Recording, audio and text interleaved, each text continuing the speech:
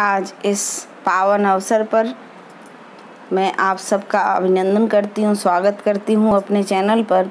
मैं आपके समक्ष डॉक्टर सुनीता वर्मा अपने गुरुजनों को याद करते हुए, जिन्होंने हमें इस काबिल बनाया कि आपके पास मैं अपना संदेश पहुंचा सकूं, अपनी शिक्षा को पहुंचा सकूं और आपके भविष्य को संवारने का कुछ कार्य कर सकूं, ऐसे गुरुजनों का वंदन करते हुए आज जो वीडियो है आज उन्हीं के लिए समर्पित है।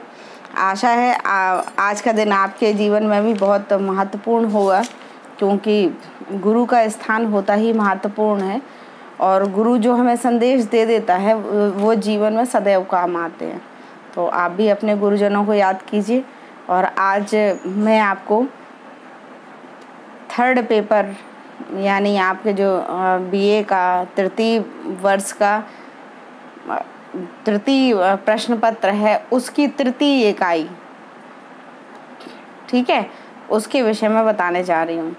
जो आपका जो थर्ड पेपर है उसकी जो तीसरी इकाई है उसके विषय में बताने जा रही हूँ। आज सब कुछ तृतीय हो रहा है तो कंफ्यूज मत होइएगा आप लोग, ठीक है बच्चों। तो ये जो तीसरी इकाई है आपकी, ये पत्रकारिता के विषय में है।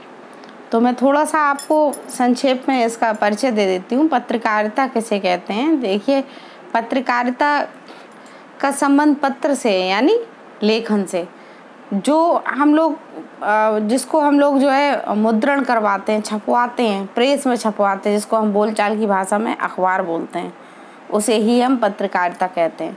तो आपने कभी सोचा है कि अगर एक दिन भी हमें पेपर ना मिले हम कितना परेशान हो जाते हैं, बेचैन हो जाते हैं कि आज की खबरों का कुछ पता ही नहीं चला। और सबसे पहले हमारे दिनचर्या में महत्वपूर्ण भूमिका निभाता है अखबार, पेपर। उसी से ही तो आपको सारी गतिविधियों को पता चलता रहता है।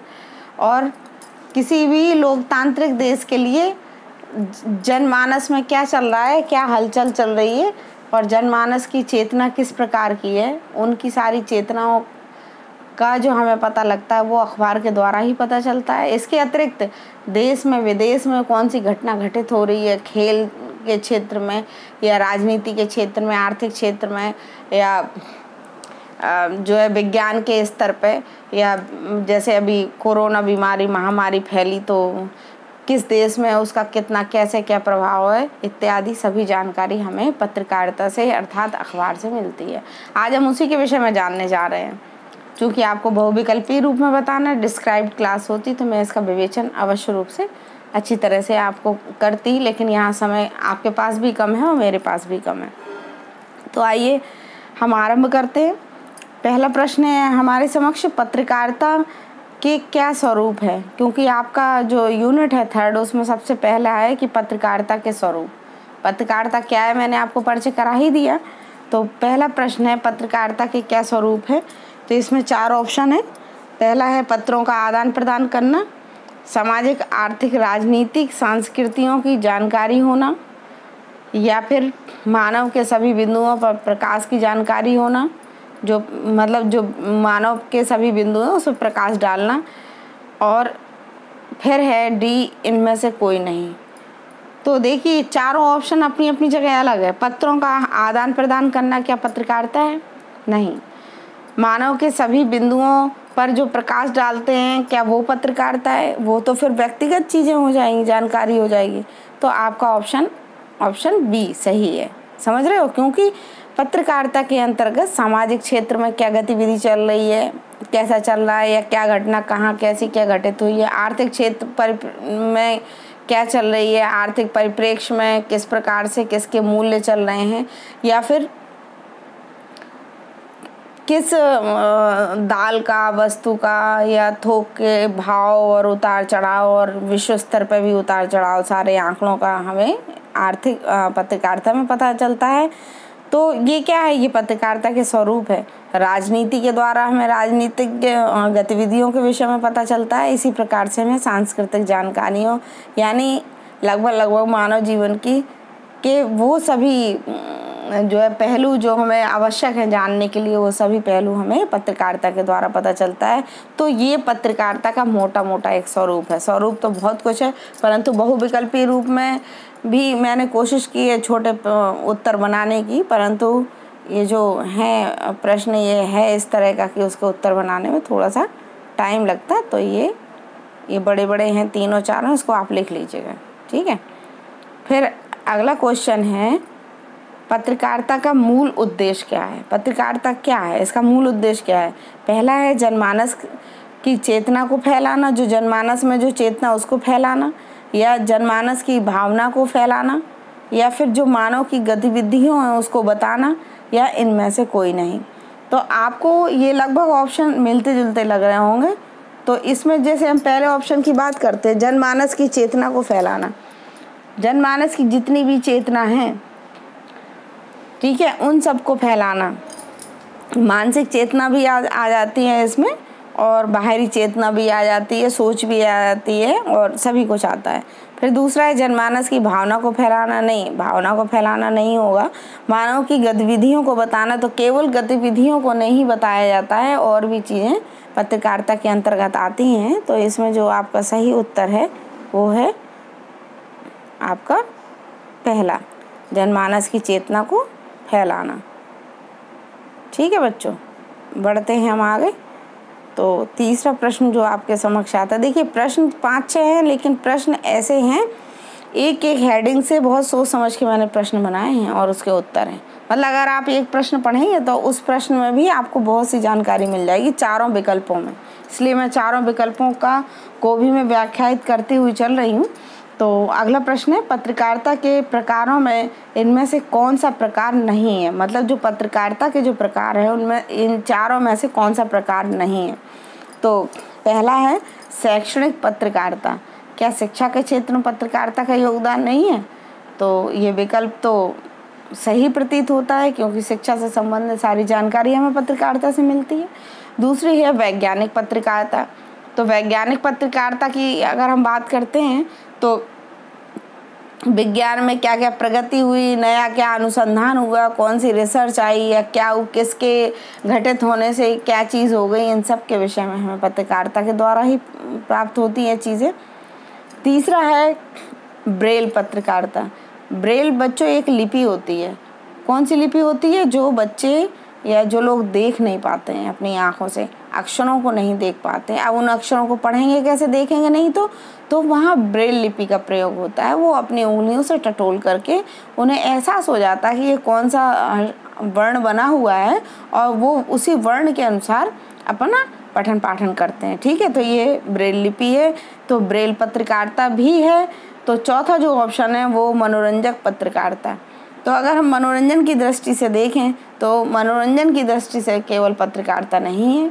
हाँ ठीक है, कुछ पत्रकारिता में उबाऊपन ना हो, बोरपन ना हो, उसको दूर करने के लिए थोड़ा सा कुछ कार्टून डाल दिया जाता है, या चुटकुला, या फिर कभी एक आध हफ्ते में कहानी दे दी जाती है। तो ये एक अलग बात है। इस तरह से इसका जो उत्तर होगा वो होगा मनोरंजक पत्रकारिता। अगला प्रश्न है हमारे समक्ष, हिंदी में पत्रकारिता का आरंभ कब से माना जाता है? स्वतंत्रता से पूर्व माना जाता है, स्वतंत्रता के समय से माना जाता है, स्वतंत्रता के बाद से माना जाता है, या स्वतंत्रोत्तर के बाद माना जाता है? अब ये चार ऑप्शन आपके समक्ष हैं। अब पत्रकारिता की बात अगर हम करें और उसके इतिहास को हम देखें तो इतिहास में पत्रकारिता में ऐसा नहीं है कि स्वतंत्रता के समय ही पत्रकारिता हुई। अगर स्वतंत्रता के समय ही पत्रकारिता आरंभ होती तो जो क्रांति है ना, ये कहाँ फैलती? अगर हम बात करें किसी भी क्रांति की, तो अगर हम इतिहास को देखते हैं तो सबसे पहले हम वैदिक काल में आते हैं। तो वैदिक काल में हम देखते हैं कि उस समय एक स्थान से दूसरे स्थान, यानी एक राज्य से दूसरे राज्य में, राज्य छोटे छोटे राज्यों में बटा हुआ था हमारा भारत। ऐसे नहीं था कि उत्तर प्रदेश राज्य, मध्य प्रदेश राज्य, ऐसा नहीं था। जिस राजा का जिस एरिया तक कब्जा था वो एक राज्य था। तो एक राजा जब दूसरे राजा को संदेश भेजा करता था तो पहले पत्र, भोजपत्र पे भेजा करता था। ठीक है, फिर पत्र के बाद कागज़ का आविष्कार हुआ, फिर वो कागज़ पे भेजने लग गए, हाथ से लिख करके भेजने लग गए। पहले तो पेन भी नहीं था, तो ये पंख रहते ना, पक्षी के पंख, और कुछ द्रव्य पदार्थ को घोल करके और उससे लिखा करते थे। इस तरीके से होता था। तो अगर हम पत्रकारिता की बात करें तो सूचना पहुंचाना, किसी चीज़ को बताना, ये तो आदिकाल से होता चला आ रहा है। लेकिन पत्रकारिता के स्वरूप की बात जहाँ तक आती है तो वो स्वरूप तो तब होगा ना जब उसका औद्योगिकरण होगा, यानी उद्योग विकसित होगा और वहाँ से वो मुद्रण होने लगेगा और मुद्रण होने के उपरांत हमारे हाथ में आने लगेगा, तभी से तो हम उसके स्वरूप की बात करेंगे। यानी पत्रकारिता का असली आरंभ तो वहीं से होता है। तो अगर हम इस दृष्टि से हम देखते हैं तो इसका जो आरंभ है वो स्वतंत्रता से पूर्व ही हो चुका था। स्वतंत्रता से पूर्व जो यहाँ पर पुर्तगाली आए थे अपने देश में, उसके बाद जब उन्होंने अपना कार्य करना आरंभ कर दिया था, व्यापार करना आरंभ कर दिया था, तो उन्होंने फिर पत्रकारिता का भी कार्य किया और सबसे पहले जो उन्होंने पत्रकारिता की अपने देश में, उसकी ये मशीन भी उन्होंने लगवाई, प्रेस जिसको कहते हैं, प्रेस भी उन्होंने लगवाई। तो आगे आपको वो भी प्रश्न मैं दूंगी, अगर मैं अभी बता दूंगी तो आपको उत्तर पता चल जाएगा, इसलिए मैं उसका उत्तर नहीं दूंगी, बल्कि आप इस प्रश्न का उत्तर देखिए। तो इस प्रश्न का सही है स्वतंत्रता के पूर्व, यानी ए ऑप्शन आपका ठीक है। चलिए इसी क्रम में हम बढ़ते हैं आगे हम बढ़ते हैं। तो 5वां प्रश्न हमारे समक्ष आता है कि भारत में प्रकाशित होने वाला पहला समाचार पत्र कितने पृष्ठों में निकाला गया। ध्यान से इस प्रश्न को सुनिएगा, महत्वपूर्ण है। भारत में प्रकाशित होने वाला पहला समाचार पत्र जो प्रकाशित किया गया वो कितने पृष्ठों में निकला। 10 पृष्ठों में, 4 पृष्ठों में, 5 पृष्ठों में अथवा 15 पृष्ठों में, यानी 15 पेज का, 10 पेज का, 4 पेज का अथवा 5 पेज का। तो बच्चों जब पहला जो समाचार पत्र निकला था वो आपको पता होगा कौन सा था हमारा, उसका भी अगर हम बता दें तो उसका भी उत्तर पता चल जाएगा। खैर इस प्रश्न के उत्तर आप देखिए, इसमें जो भारत में प्रकाशित होने वाला पहला समाचार पत्र वो 4 पृष्ठों में निकला था। ठीक है, इसका उत्तर है बी। अगले प्रश्न पे आइए। भारतीय पत्रकारिता का जनक किस भारतीय को कहा गया है। मतलब भारतीय पत्रकारिता, भारत में जब पत्रकारिता का आगमन हुआ यानी पत्रकारिता का आरंभ हुआ तो आपको मैंने अभी बताया ना कि पुर्तगाली थे, ठीक है, तो विदेशी थे और मशीनें भी उनकी थी, तो वो तो विदेशी थे ही, परंतु भारत का ऐसा कौन सा व्यक्ति था जो जिसे हम पत्रकारिता का जनक कह सकते हैं, पत्रकारिता का पिता कह सकते हैं। ऑप्शन देखिए आप, पहला है भारतेंदु हरिश्चंद्र, दूसरा है राजा राम मोहन राय, तीसरा है राजा शिव प्रसाद सितारे हिंद और चौथा है बालकृष्ण भट्ट। ये चारों अपने भारतीय हैं ना। अब आप बताइए, देखिए इस प्रश्न के उत्तर के पहले भारतेंदु हरिश्चंद्र, भारतेंदु काल में राजा राम मोहन राय, ये सब उसी समय के हैं, आधुनिक काल के। पर क्या है कि आपको ज्ञात होगा कि आधुनिक काल के समय पुनर्जागरण युग भी था, चला था ना।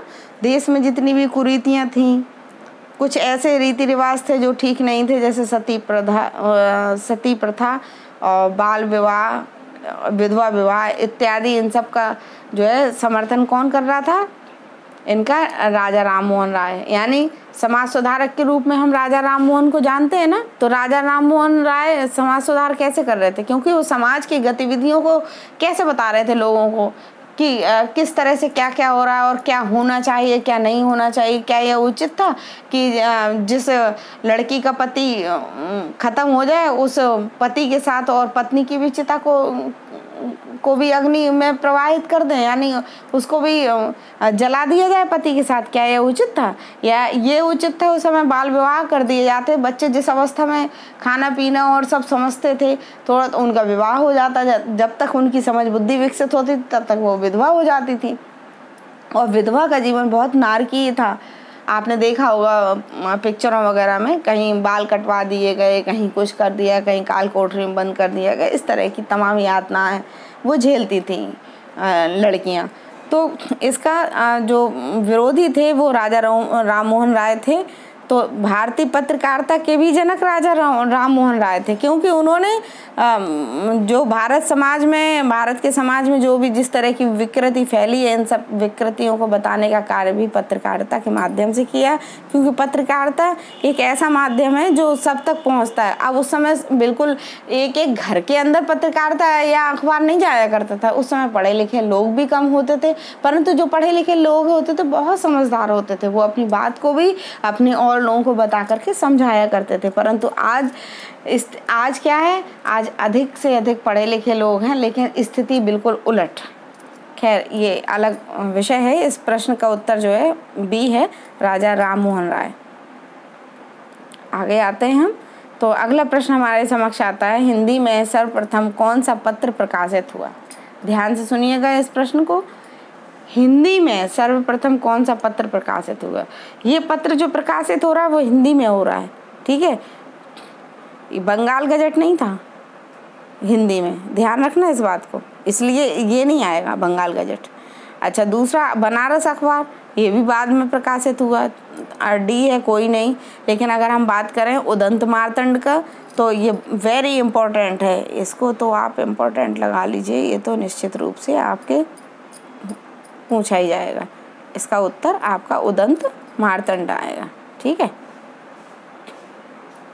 तो इस प्रकार से आपके समक्ष ये जो मैंने प्रश्न रखे बहुत ही महत्वपूर्ण है, और ये चूंकि ये यूनिट आपकी बड़ी है, एक भाग में नहीं हो सकती है, तो उसको मुझे 2 भाग में, कम से कम 2 भागों में कराना होगा। अगर आपको ये अच्छी लगे, महत्वपूर्ण लगे, आपको यूज़फुल लगे आपके एग्ज़ाम की दृष्टि से, और आफ्टर एग्ज़ाम भी ये आपके बहुत उपयोगी ये यूनिट है, क्योंकि आप कंपटीशन एग्ज़ाम्स में बैठते हैं तो लगभग इस यूनिट से प्रश्न आते हैं। तो आपको मेरा वीडियो कैसा लगा प्लीज़ बताएं, कमेंट करें, लाइक कीजिए। लाइक्स बहुत कम हो रहे हैं, इसलिए अब मेरा मन नहीं कर रहा है उतना वीडियो बनाने का, तो लाइक्स बढ़ाइए, शेयर कीजिए अपने दोस्तों से और अपने मित्रों से, अपनी सहेलियों से, अपने जितने भी आपके भाई बहन हैं उन सबको शेयर कीजिए अधिक से अधिक, और सब्सक्राइब कीजिएगा। धन्यवाद।